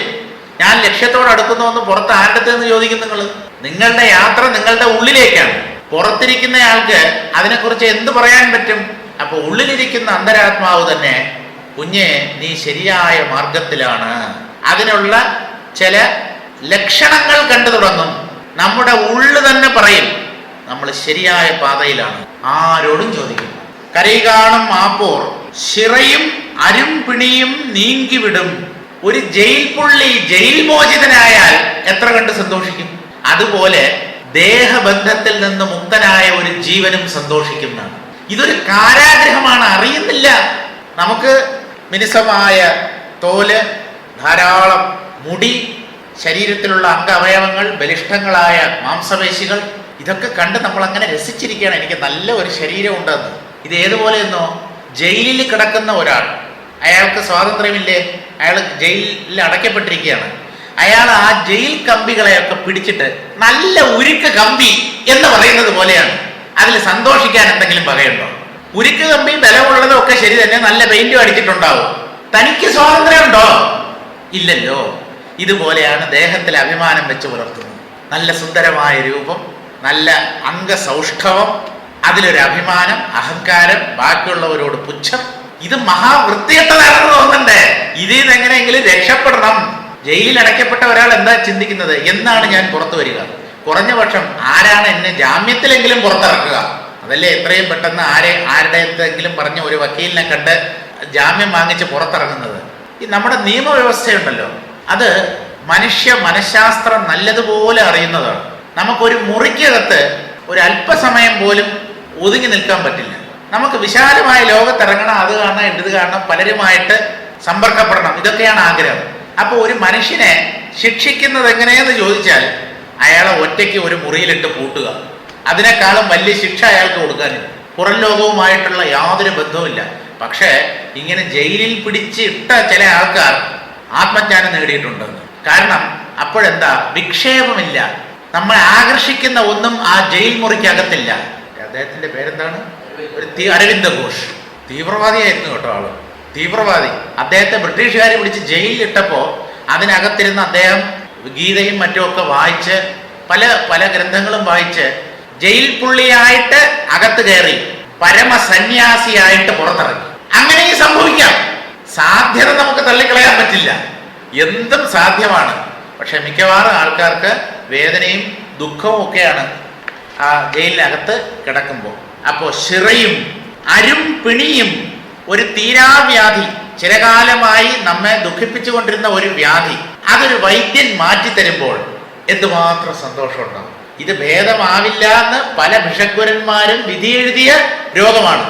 അതിനെ ഒരാൾ സമ്പൂർണമായി ചികിത്സിച്ച് ഭേദമാക്കി നിങ്ങൾ ഈ രോഗത്തിൽ നിന്നും പൂർണ്ണ മോചനം നേടിയിരിക്കുന്നു എന്ന് പറയുമ്പോൾ ഉണ്ടാകുന്ന സന്തോഷമുണ്ടല്ലോ, അതുപോലെ ഒരു സന്തോഷമാണ് ഒരു മുക്തനുണ്ടാവുന്നത്. എന്തെങ്കിലുമൊക്കെ ഉദാഹരണം പറയണ്ടേ, ഉപമ പറയണ്ടേ? അതാണ് കരകാണാ കടലിൽ ചുറ്റിത്തിരിയുന്ന ഒരാൾ കര കണ്ടതുപോലെയും, അതുപോലെ തീരാവ്യാധി ശരീരത്തിൽ നിന്ന് നീങ്ങി ആരോഗ്യം നേടിയവനെ പോലെയും, പ്രേമികൾ പരസ്പരം ഇഷ്ടപ്പെടുന്നവർ അവരുടെ ഇടയിലുള്ള ആ സ്നേഹം പോലെയും, ആ പോൽ എന്ന് പറഞ്ഞാൽ അതുപോലെ, അതിശയം പോൽ ആം, അതൊരു അത്ഭുതമാണ് എന്നാണ് പറയുന്നത്. അതിശയമാണ്. ആശ്ചര്യോ വക്ത കുശലോസ്യ ശ്രോത എന്നൊക്കെയല്ലേ ഉപനിഷത്ത് പറയുന്നത്. ഈ സത്യത്തെക്കുറിച്ച് പറയുന്നവൻ അത്ഭുതമാണ്, കേൾക്കുന്നവനും അതുപോലെ അത്ഭുതമാണ്. എത്ര പേര് പറയുന്നു, എത്ര പേര് കേൾക്കുന്നു? ഇതിനെ സാക്ഷാത്കരിക്കുന്നവൻ ആശ്ചര്യങ്ങളിൽ വെച്ച് ആശ്ചര്യമാണ്. പറയാനും കേൾക്കാനും ഒക്കെ ആളുണ്ടാവും. പക്ഷെ ഈ കേട്ടതിനെ അനുധാവനം ചെയ്ത് ആ സത്യത്തെ സാക്ഷാത്കരിക്കുന്നവർ ആശ്ചര്യത്തിലും ആശ്ചര്യം, അങ്ങേയറ്റത്തെ ആശ്ചര്യം, മഹാശ്ചര്യം. എന്താ? അത്ര കണ്ട അപൂർവമാണ് ഈ ജ്ഞാനം. അപൂർവമാണ്, കാണാൻ കിട്ടില്ല, വിരളമാണ്, അത്യന്ത ദുർലഭമാണ്. അപ്പോൾ ഒരു അത്ഭുതം പോലെയാണ് ഒരു ജ്ഞാനി. ഒരു ജ്ഞാനി എന്ന് പറഞ്ഞാൽ അയാളൊരു അത്ഭുതമാണ്. അനന്തമായ കാലപ്രവാഹത്തിൽ അപൂർവമായി പ്രത്യക്ഷപ്പെടുന്ന ഒരു അത്ഭുതമാണ് ജ്ഞാനി. അതുകൊണ്ട് അങ്ങനെ ഒരാളെ കണ്ടാൽ വിടരുത്, വിടരുത്, പിടിച്ചോളണം എന്നാണ്. പിന്നെ വേറെ ചില ആൾക്കാരുണ്ട്, പുലി ഇറങ്ങുന്നത് പോലെ ഇറങ്ങും.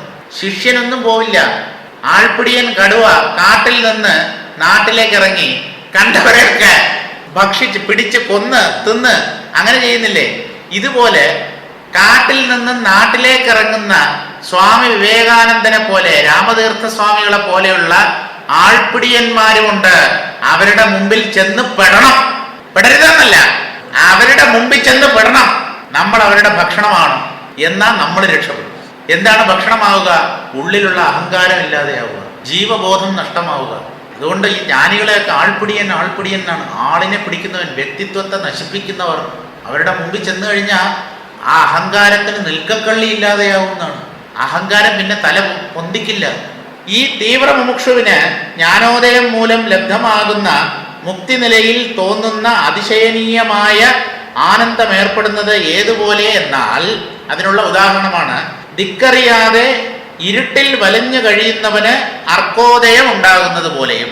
അരുണോദയം എന്ന് പറഞ്ഞു, സൂര്യോദയം. രാത്രി മുഴുവൻ ഒരാൾ ഇരുട്ടിൽ തപ്പിത്തടയുകയാണ്. അങ്ങനെയുള്ള ഒരാൾക്ക് സൂര്യോദയത്തിൽ വഴിയൊക്കെ നിശ്ചയമാവുമല്ലോ. ഊരിട്ടിൽ കൊടുങ്കാട്ടിന് അകത്ത് അകപ്പെട്ട ഒരാൾ, അയാൾക്ക് സൂര്യോദയമാകുമ്പോൾ ഏത് വഴിയാണ് പോകേണ്ടത് എന്നൊരു നിശ്ചയം വരുമല്ലോ.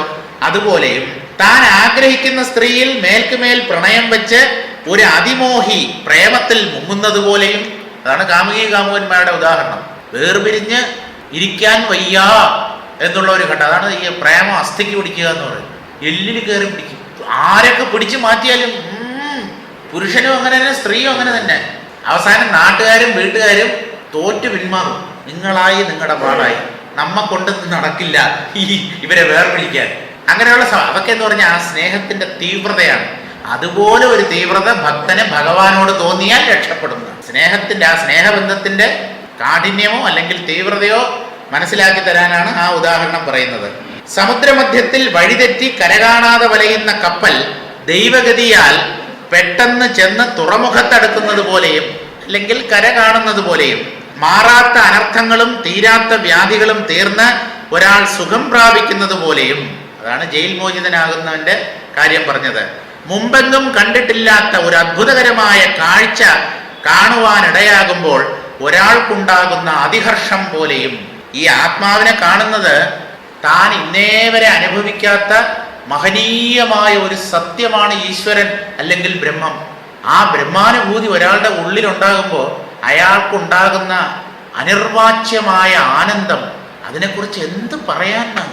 വാക്കുകളിൽ ഒതുങ്ങുന്നതല്ലാതെ പരമമായ ആനന്ദം, പരമപ്രകാശം, അമരത്വം, അമൃതസ്ഥിതി. അപ്പോൾ അതൊരു വലിയ ആശ്ചര്യമാണ്. അങ്ങനെ ആത്മജ്ഞാനം നേടിയ ഒരാൾ മറ്റുള്ളവർക്കും ഒരു ആശ്ചര്യ വസ്തുവാണ്. അത്ഭുതത്തോടുകൂടെ നോക്കും ആൾക്കാർ. ഇവൻ ആരടാ? നമ്മെപ്പോലെ തന്നെ ഒരു മാതാവിൻ്റെ ഗർഭത്തിൽ ജനിച്ച് അമ്മിഞ്ഞ കുടിച്ച് നമ്മെപ്പോലെ വളർന്ന്, പക്ഷെ ഇവനെവിടെ, നാം എവിടെ? ഇങ്ങനെ ഒരു അത്ഭുതം മഹാത്മാക്കളെ കാണുമ്പോൾ സാധാരണക്കാർക്ക് തോന്നുന്ന വികാരം അല്ലെങ്കിൽ വിചാരമാണിത്. അതിഹർഷം പോലെയും അത്ര അപാരമായ ആനന്ദ അതിശയമാണ് ഈ തീവ്രപക്വന് ജ്ഞാനോദയത്തിൽ അനുഭവമാകുന്നത്. അടുത്ത പദ്യം. ഉടൽ പൊറികൾ ഉത്കരണത്തോട് ഗുണം വായു വിടവിടവേ നാദാന്ത വീടും നടുനിലയായി തന്നൊഴിവും പേരിൻപ സാഗരമും ശന്തഴിവാർ എന്നപടാർ കണ്ടറിയാരേ. ഉടൽ പൊറികൾ ഉത്കരണത്തോട് ഗുണം വായു വിടവിടവേ. എന്തൊക്കെയാണ്? ഒരാൾ ആത്മാവിനെ സമീപിക്കുമ്പോൾ എന്തൊക്കെയാണ് അയാളിൽ നിന്ന് കൊഴിഞ്ഞു പോകുന്നത്? വളരെ എളുപ്പമാണ്. താനല്ലാത്തതൊക്കെ കൊഴിഞ്ഞു പോകും. ഒരാൾക്ക് ഏതിനെയൊക്കെയാണ് ഊരിക്കളയാൻ പറ്റുക? താനല്ലാത്ത ഷർട്ട്, പാൻസ്, ഇതൊക്കെയല്ലേ ഊരിക്കളയാൻ പറ്റുക. താനല്ലാത്തതെന്ന് പറഞ്ഞാൽ ചേതനനല്ലാത്തത്, ആ ജഡ ഉപാധികളെയാണ് ഒരാൾ ഊരിക്കളയുന്നത്. തന്നെ തനിക്ക് ഊരിക്കളയാൻ പറ്റില്ല. എന്തുകൊണ്ട്? അത് താനാണ്. മറ്റുള്ളതിനെയൊക്കെ ഊരിക്കളയുന്നത് ഈ താനാണ്. അപ്പൊ താനല്ലാത്തതിനെ മാത്രമേ തനിക്ക് അഴിച്ചു വെക്കാൻ പറ്റൂ. ഇവിടെ എന്തൊക്കെയാണ് നമ്മൾ ഇട്ടിരിക്കുന്ന ഷർട്ട് അല്ലെങ്കിൽ കുപ്പായം? ഒന്നും രണ്ടും ഒന്നുമല്ല, പഞ്ചകോശങ്ങൾ എന്നാണ് ഉപനിഷത്ത് പറയുന്നത്. അന്നമയം, പ്രാണമയം, മനോമയം, വിജ്ഞാനമയം, ആനന്ദമയം. 5 ഷർട്ടാണ്. തണുപ്പ് കാലത്തിന് കൊള്ളാല്ലേ. ഉടൽ പൊറികൾ ഉത്കരണം, ഉത്കരണത്തോട്. ഉടൽ ശരീരം, പൊറികൾ എന്ന് പറഞ്ഞാൽ ഇന്ദ്രിയങ്ങൾ. പൊറി ഇന്ദ്രിയ വാതിലുകളിലൂടെയാണല്ലോ മനസ്സ് പുറത്തേക്ക് പോയി പ്രപഞ്ച വിഷയങ്ങളെ അനുഭവിക്കുന്നത്. ഉടൽ പൊറികൾ ഉത്കരണം. ഉത്കരണം എന്ന് പറഞ്ഞാൽ ഉൾക്കരണം, അന്തഃകരണം എന്നർത്ഥം. മനസ്സ്. ഉത്കരണത്തോടു ഗുണം. ഗുണം എന്ന് പറഞ്ഞാൽ ത്രിഗുണങ്ങൾ, സത്വം, രജസ്, തമസ്.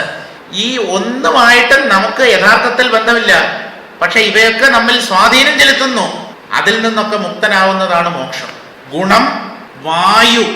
വായു എന്ന് പറഞ്ഞാൽ പഞ്ചപ്രാണന്മാർ അല്ലെങ്കിൽ ദശപ്രാണന്മാർ. 5 പ്രധാന പ്രാണന്മാരും 5 ഉപപ്രാണന്മാരും ഉണ്ടെന്നാണ്.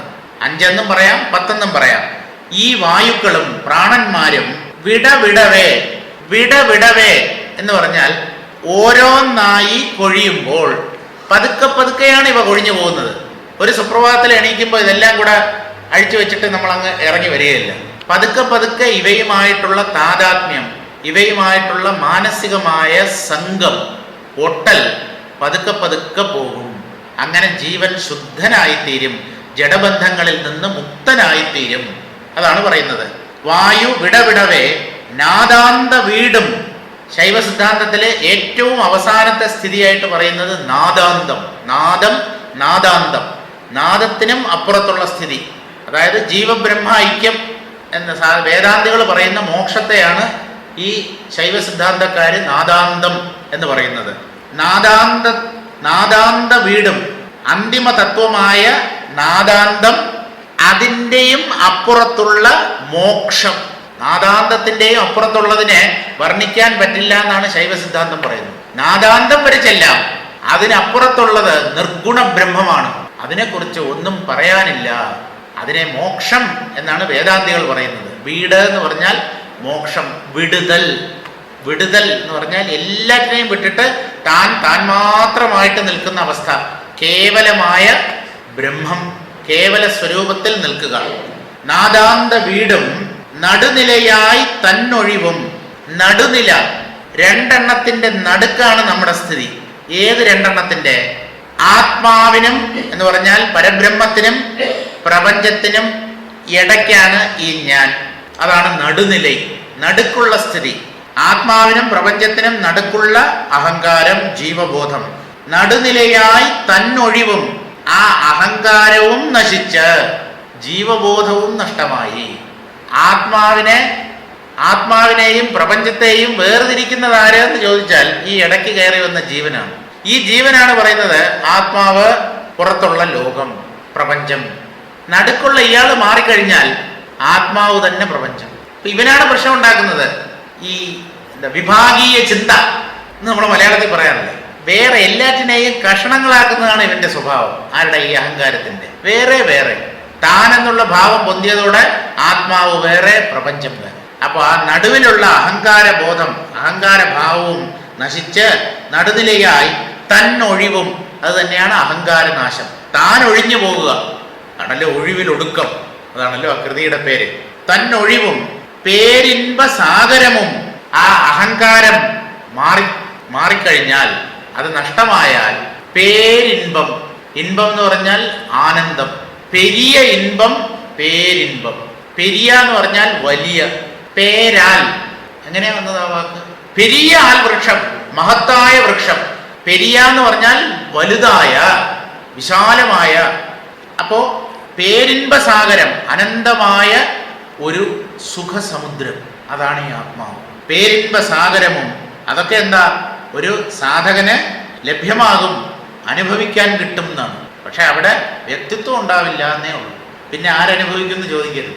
അതിൽ നിന്ന് ജീവഭാവത്തിലേക്ക് ഇറങ്ങി വരുമ്പോൾ താൻ അനുഭവിച്ച ആ ആനന്ദത്തിന്റെ മഹത്വം അറിവ് രൂപത്തിൽ ബുദ്ധിയിൽ പ്രകാശിക്കും. അല്ലാതെ അത് അനുഭവിക്കുന്ന സമയത്ത് ഞാനില്ല. ഉറക്കത്തിൽ എന്ന പോലെ സുഷുപ്തിയിൽ ഞാൻ എന്നുള്ള ഭാവം വേറിട്ട് നിൽക്കുന്നില്ല. അവിടെ ആനന്ദം മാത്രമേ ഉള്ളൂ.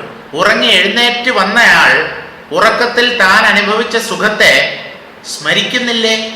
അങ്ങനെയല്ലേ ഓർമ്മിക്കുന്നത്? ആ സുഖം എന്തൊരു സുഖമായിരുന്നു, നല്ല സുഖം അനുഭവിച്ചുകൊണ്ടാണ് ഞാൻ ഉറങ്ങിയത് എന്ന് പറയുന്നില്ലേ? അവിടെ ഞാനെന്നുള്ള ഭാവമില്ല. പിന്നീട് ആ സുഖത്തിനെ കുറിച്ചുള്ള സ്മരണ ഉള്ളിലുണ്ടാകുന്നു. അത് ജീവഭാവത്തിലേക്ക് ഇറങ്ങി വരുമ്പോഴുമാണ്. പേരിൻപ സാഗരമും ശന്തഴിവാർ. ശന്തഴിവാർ എന്ന് വെച്ചാൽ ഭേദങ്ങളെല്ലാം നീങ്ങിയവർ. സകല ഭേദങ്ങളും ഉള്ളിൽ നിന്ന് പോയി. ഭേദവും പോയി, അഭേദവും പോയി. അതെന്താ അങ്ങനെ പറഞ്ഞത്?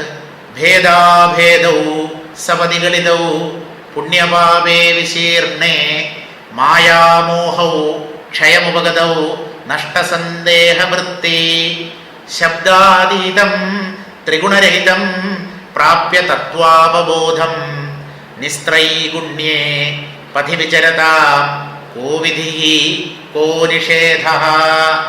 ശുകാഷ്ടകം.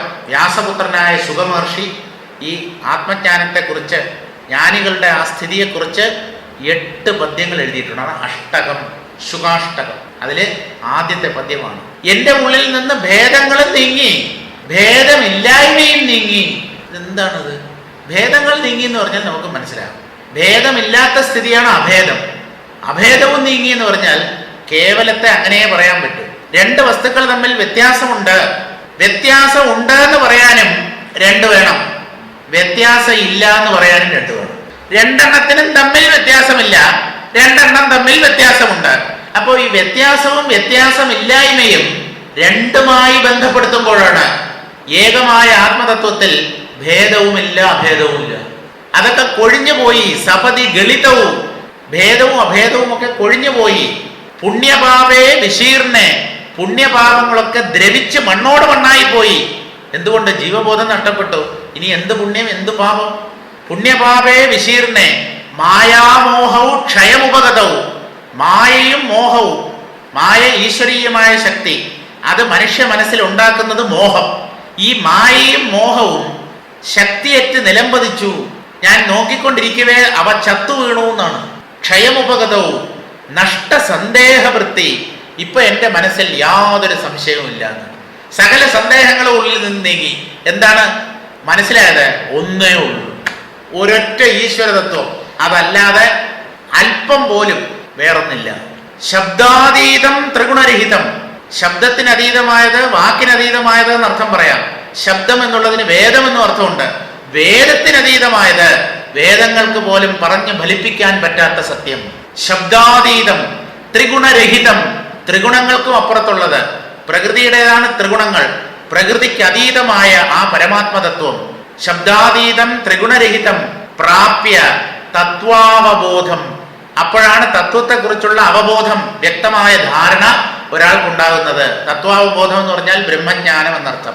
ആ ബ്രഹ്മജ്ഞാനം നേടിയ ഒരാൾക്ക് നിസ്ത്രൈഗുണ്യേ പഥിവിചരത, ത്രിഗുണങ്ങൾ ഇല്ലാത്ത വഴിയിലൂടെയാണ് അയാളുടെ സഞ്ചാരം, ജ്ഞാനിയുടെ സഞ്ചാരം.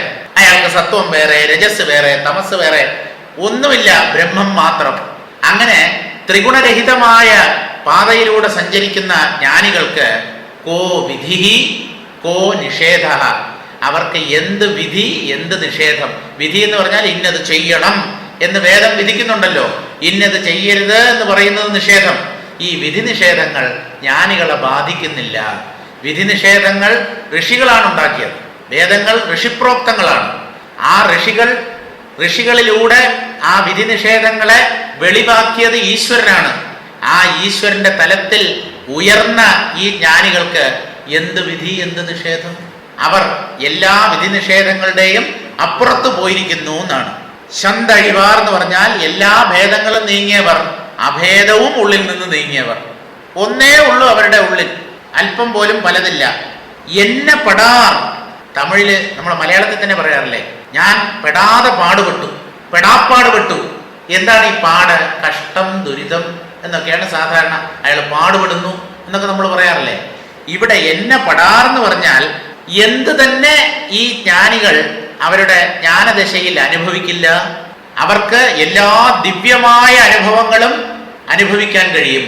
ഈശ്വരൻ ആര്, എന്താണ് ജഗത്തിന്റെ സ്ഥിതി, ഞാനാര്, എന്തിനാണ് ഈ പ്രപഞ്ചം, സകല ചോദ്യങ്ങൾക്ക് ഉത്തരം അവർക്ക് കിട്ടും. അവർക്ക് എന്ത് തന്നെ, ഏത് ദിവ്യഭാവം തന്നെ, ഏത് ദിവ്യാനുഭവങ്ങൾ തന്നെ അവരുടെ ഉള്ളിൽ ഉണ്ടാവില്ല. അതാണ് എന്നെ പടാർ. കണ്ടറിയാരേ, ഇതുവരെ കാണാത്തതിനെ അറിയുമ്പോൾ എങ്ങനെ അത്ഭുതപ്പെടാതിരിക്കും? നമ്മൾ ഇന്നേ വരെ കാണാത്തത്, ഇന്നേ വരെ അനുഭവിക്കാത്ത ഒരനുഭവം അല്ലെങ്കിൽ ഒരു കാഴ്ച നമ്മൾ കാണാനിടയായാൽ വായും തുറന്ന് നോക്കിയിരിക്കും. എന്താ ആശ്ചര്യ സ്തബ്ധനാകും. ഈ ആത്മാനുഭൂതി നേടുന്ന ഒരാളും സ്തബ്ധനായി തീരുന്നതാണ്. ആ മഹത്തായ സത്യം തൻ്റെ ഉള്ളിൽ പ്രകാശിക്കുമ്പോൾ, ദൈവമേ, ഇതായിരുന്നോ എൻ്റെ സ്വരൂപം? ഒന്ന് ആലോചിച്ചു നോക്കൂ. ഇതായിരുന്നോ ഞാൻ? ഈ ബ്രഹ്മമായിരുന്നോ? പ്രപഞ്ചത്തിന്റെ അധിഷ്ഠാനമായ ഈ സത്യവസ്തു ആയിരുന്നോ ഞാൻ? ഇതുവരെ അറിയാതെ പോയല്ലോ.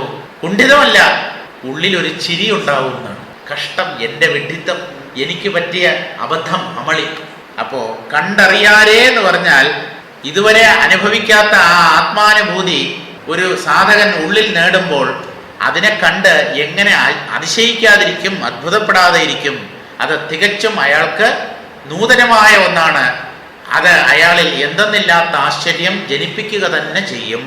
ശരീരം, അന്ധഃകരണം, വിഷയേന്ദ്രിയങ്ങൾ ഇവയെ അനുക്രമം നേതി ചെയ്ത് മാറ്റുമ്പോൾ, നമ്മൾ പറഞ്ഞിട്ടുണ്ടല്ലോ, ഇതല്ല ഇതല്ല, നേതി നേതി നേതി. താനല്ലാത്തതിനെയൊക്കെ താനെന്ന് കരുതി അതിനെ തത്വവിചാരത്തിലൂടെ, വിശകലനത്തിലൂടെ അവയെല്ലാം ഞാൻ ഇതല്ല ഇതല്ല എന്ന് ഉള്ളുകൊണ്ട് നീക്കി ഇവയെ അനുക്രമം നേതി ചെയ്ത് മാറ്റുമ്പോൾ ശേഷിക്കുന്ന സത്വാദി ത്രിഗുണങ്ങളും അവസാനം ഗുണങ്ങൾ അവശേഷിക്കും. ഗുണകാര്യങ്ങളാണ് പഞ്ചകോശങ്ങൾ, പ്രപഞ്ചവും. അതിനെയൊക്കെ നേതി നേതി എന്ന് മാറ്റിയാൽ ത്രിഗുണങ്ങൾ അവശേഷിക്കും, സത്വരജസ്തമോ ഗുണങ്ങൾ. ആ ത്രിഗുണങ്ങളെയും നീക്കണം. അതുമായിട്ടും തനിക്ക് ബന്ധമില്ല.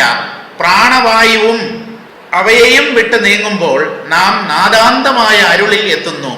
അരുളിനും സുഖത്തിനും മധ്യേ പരാസുഖം, ഈ രണ്ട് ദർശനങ്ങളും ഉളവാകുന്ന മധ്യസ്ഥാനത്ത് നാം പിന്നീടെത്തുന്നതാണ്. ഇതൊക്കെ സൂക്ഷ്മമായ തലങ്ങളാണ്. അതൊന്നും നമുക്ക് പറഞ്ഞ് ഫലിപ്പിക്കാൻ എനിക്കും അറിയില്ല. അതൊക്കെ അങ്ങനെയുള്ള തലങ്ങളുണ്ട് എന്നാണ്. ഏതൊക്കെ? പരാസുഖം, ഈ രണ്ട് ദർശനങ്ങളും അരുളിനും സുഖത്തിനും മധ്യേ പരാസുഖം, ഈ രണ്ട് ദർശനങ്ങളും ഉളവാകുന്ന മധ്യസ്ഥാനത്ത് നാം പിന്നീട് എത്തുന്നതാണ്. തദവസരത്തിൽ നമ്മുടെ ജീവബോധം പാടെ അടങ്ങും എന്ന് മനസ്സിലാക്കണം. ആ അവസ്ഥ പേരിൻപസാഗരം എന്ന് തന്നെ പറയണം. ഒരു ആനന്ദ കടൽ, ആനന്ദ സമുദ്രം എന്ന് തന്നെ പറയണം.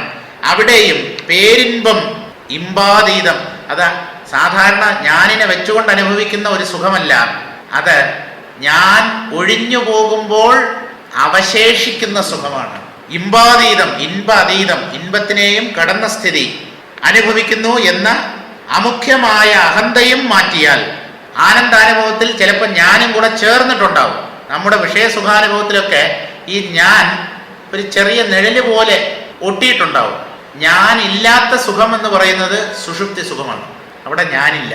ആത്മസുഖത്തിന്റെ കാര്യത്തിലും ഈ ഞാനില്ല. അങ്ങനെ ആ അപ്രധാനമായ അഹന്തയും മാറ്റിയാൽ നാം സുഖാതീത മഗ്നരായിത്തീരും. സുഖത്തെയും കവച്ചു വെക്കും നാം. ഈ സുഖത്തെ കവച്ചു വെച്ചാൽ ആവില്ല. സാപേക്ഷമായ സുഖത്തെ കടന്ന് നിരപേക്ഷമായ സുഖത്തിൽ നാം അലിഞ്ഞു ചേർന്ന് ആ സത്യമായി മാറും. മറ്റൊരർത്ഥത്തിൽ പറഞ്ഞാൽ ഞാൻ ആനന്ദത്തെ അനുഭവിക്കുകയില്ല, ഞാൻ ആനന്ദമായി മാറുകയാണ് ചെയ്യുന്നത്. ഈ പരമാനന്ദ നിലയിൽ നിൽക്കുന്നവർക്ക് അനുഭവമാകുന്ന ആനന്ദം ഏറ്റവും ആശ്ചര്യകരമത്രേ. പ്രസ്തുത മുക്ത്യവസ്ഥ അനുഭവവേദ്യം മാത്രമാകയാൽ, അനുഭവിച്ചു മാത്രമേ അതിനെ മനസ്സിലാക്കാൻ പറ്റൂ. വേറെ പറഞ്ഞാലോ ഒന്നും മനസ്സിലാവുന്ന കാര്യങ്ങളല്ല. ഈ നില അനുഭവിച്ച് സ്വയം ആശ്ചര്യപ്പെടുകയല്ലാതെ മറ്റൊരു മാർഗവും ഇതിനെ പ്രകടിപ്പിക്കാൻ സമർത്ഥമാവുകയുമില്ല. ഒരു ഘട്ടം വരെയേ ഉള്ളൂ വാക്കുകൾക്ക് പ്രവേശം. അത് കഴിഞ്ഞാൽ വാക്കും മനസ്സും എല്ലാം പിന്മാറും. ആ സത്യം മാത്രം അവശേഷിക്കും. അതിൽ അങ്ങോട്ട് എടുത്ത് ചാടി അതിൻ്റെ അടിത്തട്ടിൽ ചെന്നെത്തി അവിടെ അങ്ങ് നിൽക്കുക, സ്ഥിരതാമസം ഉറപ്പിക്കുക. മരണത്തിൻ്റെ നിഴൽ പോലും പതിക്കാത്ത സ്ഥാനമാണ് ആ ആത്മാനന്ദം അല്ലെങ്കിൽ ആത്മാനുഭവം. തുടർന്നുള്ള പദ്യങ്ങൾ നമുക്ക് അടുത്ത ബുധനാഴ്ച വായിക്കാം. ഓം പൂർണ്ണമദഃ പൂർണ്ണമിദം പൂർണ്ണാത് പൂർണ്ണമുദച്യതേ പൂർണ്ണസ്യ പൂർണ്ണമാദായ പൂർണ്ണമേവാവശിഷ്യതേ. ഓം ശാന്തി ശാന്തി ശാന്തി. ഹരി ഓം.